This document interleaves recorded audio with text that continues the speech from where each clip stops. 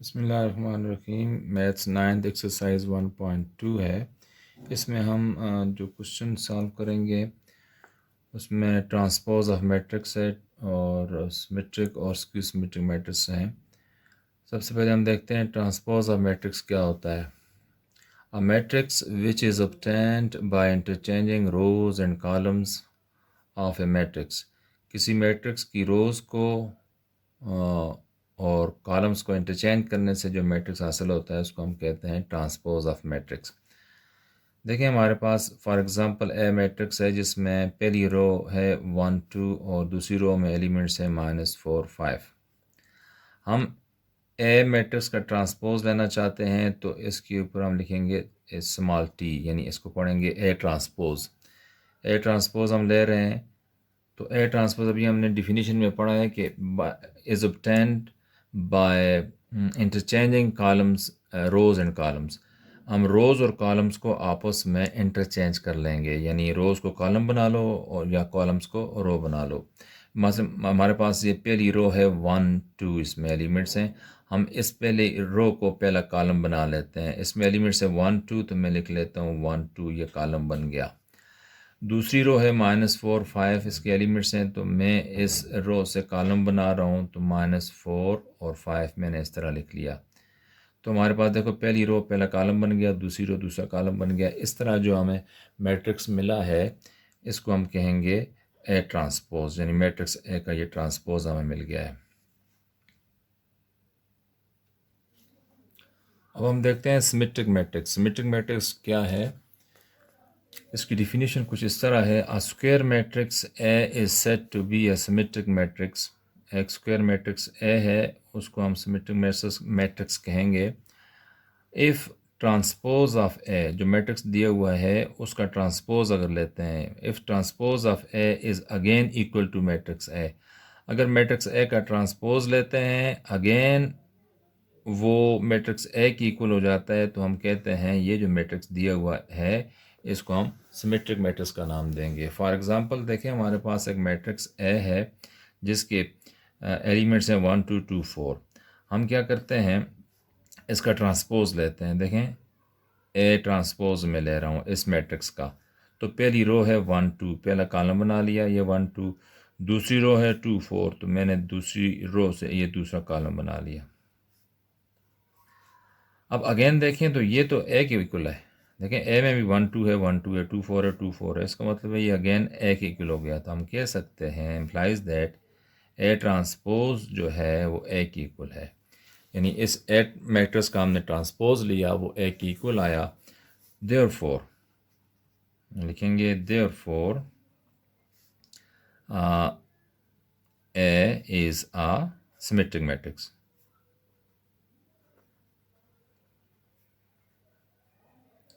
Symmetric matrix,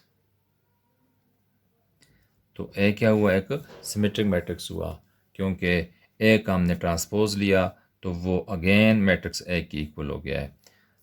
it is called symmetric matrix. इसके बाद आता है स्क्यू सिमेट्रिक।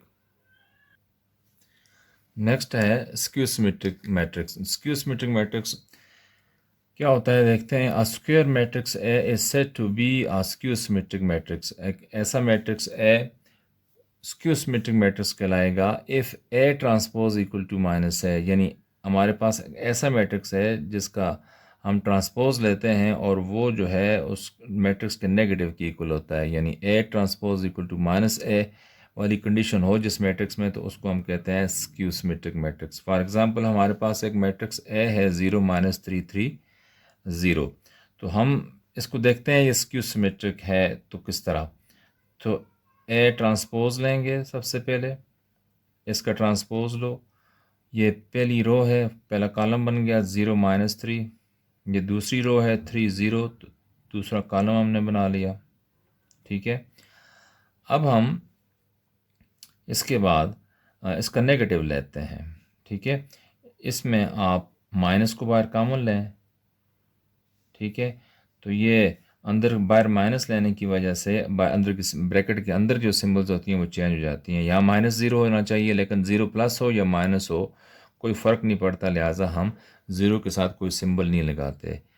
अब यहाँ पर 3 है, यहाँ +3 है, अंदर ये -3 हो जाएगा, ये -3 है, ये +3 हो जाएगा, और ये 0 है तो इसको हम 0 लिखेंगे, क्योंकि प्लस माइनस ऐसा लिखने की ज़रूरत तो नहीं होती। अब देखें ये जो रिलेशन है वो इसकी इक्वल है, ये मैट्रिक्स इसके इक्वल है। तो हम देखते हैं, ये माइनस का साइन मैंने ये लिखा। अब ये जो मैट्रिक्स 0 -3 3 0 है वो तो ए की इक्वल है, तो हमने यहाँ पर ए लिख लिया। अब देखें ए ट्रांसपोज इसकी इक्वल है और ये इसकी इक्वल है, और ये जो है -a की इक्वल है। इसका मतलब है ए ट्रांसपोज जो है -a के इक्वल है। हम लिख सकते हैं कि A transpose equal to -a। जब किसी मैट्रिक्स ए का ट्रांसपोज उसके नेगेटिव की इक्वल हो, यानी -a के बराबर हो जाए ए का ट्रांसपोज, तो ए जो है वो स्क्यू सिमेट्रिक मैट्रिक्स कहलाएगा। तो हम लिख सकते हैं देयरफॉर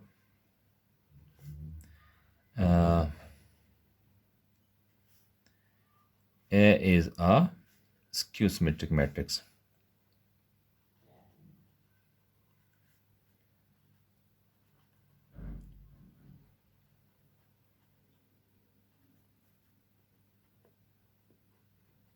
तो ये हमारे पास स्क्यू सिमेट्रिक मैट्रिक्स प्रूव हो गया है। इसके बाद हम एक्सरसाइज जो है 1.2 स्टार्ट करते हैं।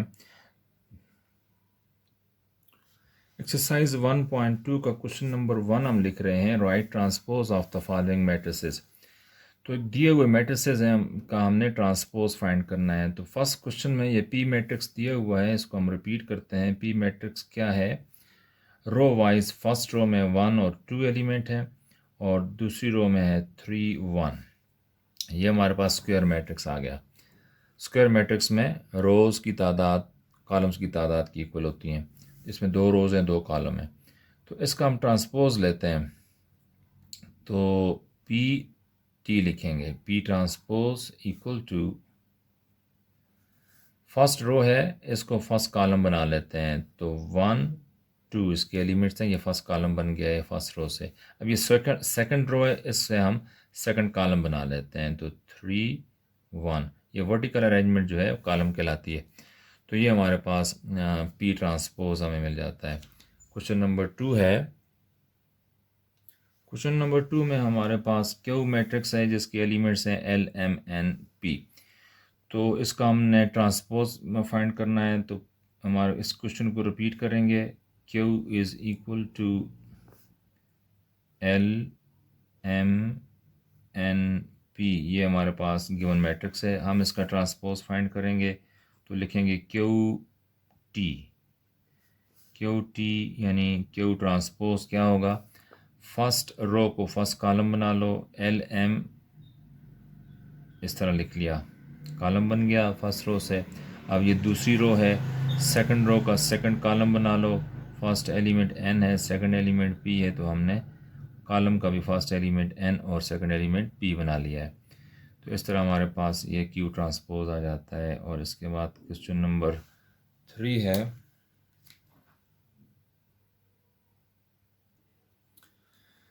क्वेश्चन नंबर 1 का पार्ट 3 है। आर मैट्रिक्स हमारे पास दिया है, इसमें एंट्री जो है ए की एलिमेंट है 6।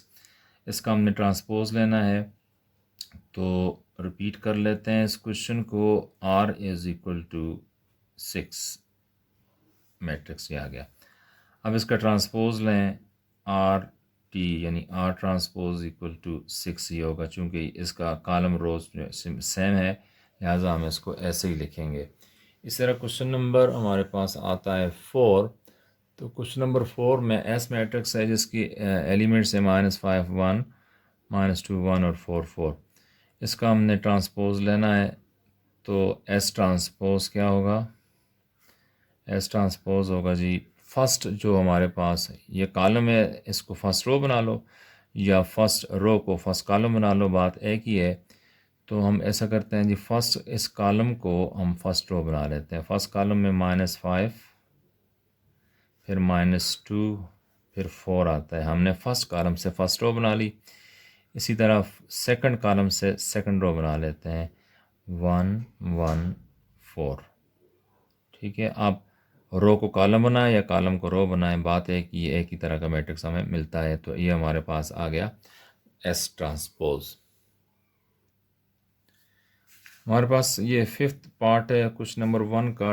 टी मैट्रिक्स दिया हुआ है, इसको हमने ट्रांसपोज फाइंड करना है। मैट्रिक्स को हम रिपीट करते हैं सॉल्यूशन में।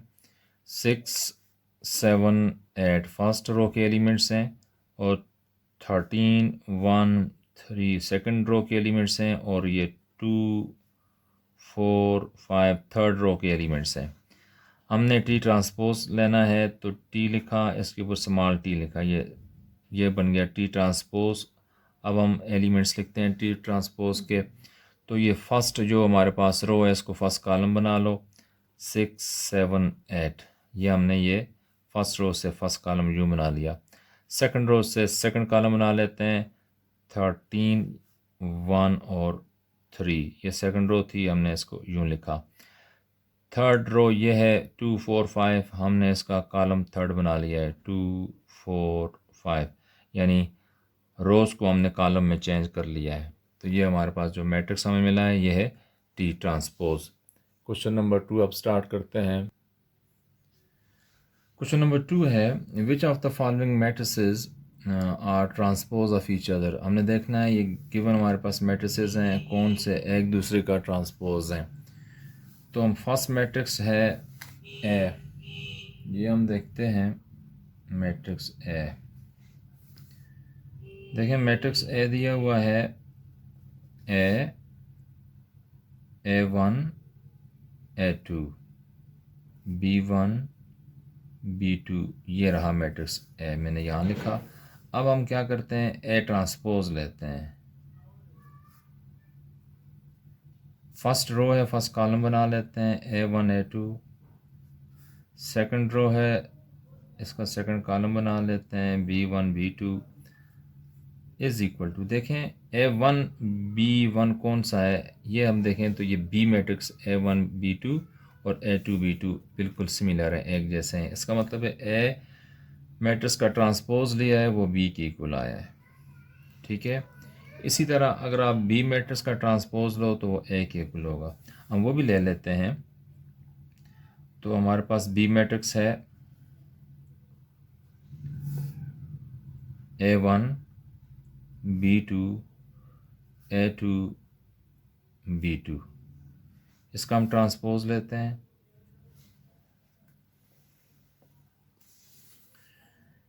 B ट्रांसपोज लें तो हमारे पास आ जाएगा ये A1, ये B2 नीचे, इस तरह A2 B2 यहाँ पे आ गया। अब ये देखें किसकी इक्वल है, मैट्रिक्स ए के इक्वल है। ये मैट्रिक्स ए है तो हम इसको लिखते हैं इज इक्वल टू ए। इसका मतलब ये हुआ कि ए का ट्रांसपोज लिया है वो बी के बराबर है और बी का ट्रांसपोज लिया है वो ए के बराबर है। हम रिजल्ट ये निकला देयरफॉर